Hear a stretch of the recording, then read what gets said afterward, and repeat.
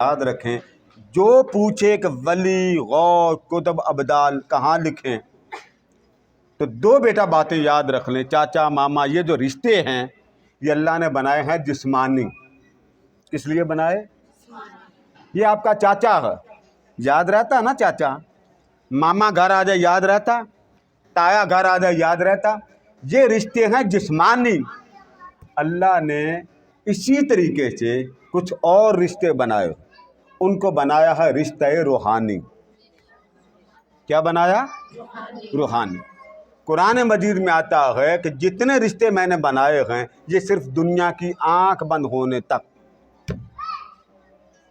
قیامت کا دن آئے گا، میدان محشر بپا ہوگا، سوا نیزے پر سورج ہوگا، باپ اپنی اولاد کو نہیں دیکھ سکے گا، بیٹا بھاگ کے آئے گا، ابا جان بچائیں، کہے گا پترا آج میں تیرا پیو نہیں۔ ماں بچے کو پالتی ہے 9 مہینے تک، ماں بھاگے گی پترا میری جان چھڑ دے، آج میں نے اپنی فکر ہے۔ کب؟ میدان محشر میں۔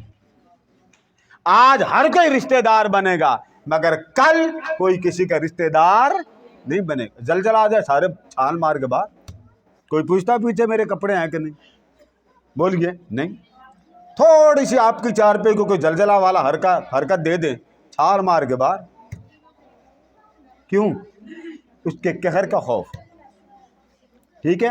تو قرآن میں آتا ہے کہ سارے رشتے مامے چاچے بہن بھائی بیٹا ختم ہو جائیں گے۔ الاخلاء یومئذ بعضهم لبعض عدو۔ جب قیامت کا دن ہوگا اس وقت جب کوئی باپ بیٹے کا باپ نہیں بنے گا، ماں بچے کی ماں نہیں بنے گی، بھائی بہن کا رشتہ نہیں رہے گا، فرمایا میرے ولی اس وقت پھر بھی ایک دوسرے کے روحانی رشتہ دار ہوں گے۔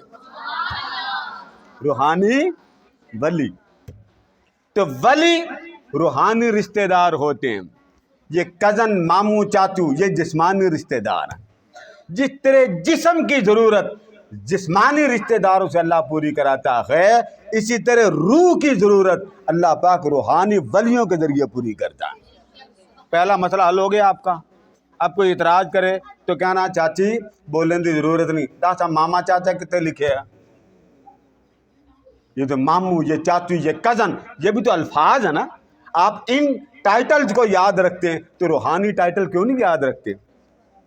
اب اگلی بات، بعض عورتیں یہ پوچھتی، اب میں 2 باتیں آپ کو بنیاد سے سمجھا دوں۔ یاد رکھ لے بیٹے، اللہ کو کسی نے نہیں دیکھا۔ اللہ کو کوئی دنیا کا فرد بشر اس نے اللہ کو نہیں دیکھا۔ اب اللہ نے چاہا کہ کوئی مجھے جانے، اللہ نے نبی بھیجے۔ کیا بھیجے؟ انبیاء آئے۔ تو اللہ نے فرمایا لوگوں یہ سارے نبی میری شان بن کے آئے، میری عظمت بن کے آئے، میری حجت بن کے آئے، میری دلیل بن کے آئے۔ تو ہر نبی اللہ کی شان ہے۔ بیٹا بولیے، ہر نبی اللہ کی شان ہے۔ تو ولی کیا بنے؟ تو قرآن کہتا ہے ہر ولی نبی کی شان ہوتا۔ انبیاء خدا کی شان بنے۔ اب یہ سمجھا رہا ہوں نا ولی کیوں بنتے ہیں۔ انبیاء خدا کی شان، اولیاء انبیاء کی شان۔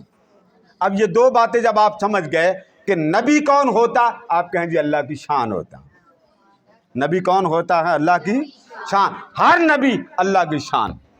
اگر سارے نبی اللہ کی شان بنے تو آمنہ کا لال کیا بنا؟ بھائی سونا ہی ہوگا نا۔ تو قرآن کہتا لوگوں ہر نبی میری شان ہے، اور میری سب سے بڑی شان کا نام محمد ہے صلی اللہ علیہ وسلم۔ ہر نبی میری شان، اور سب سے بڑی رب کی شان کا نام محمد ہے۔ اسی طرح ہر ولی نبیوں کی شان، اور کل نبیوں کو ملا کر غوث اعظم ولیوں کی سب سے بڑی شان ہے۔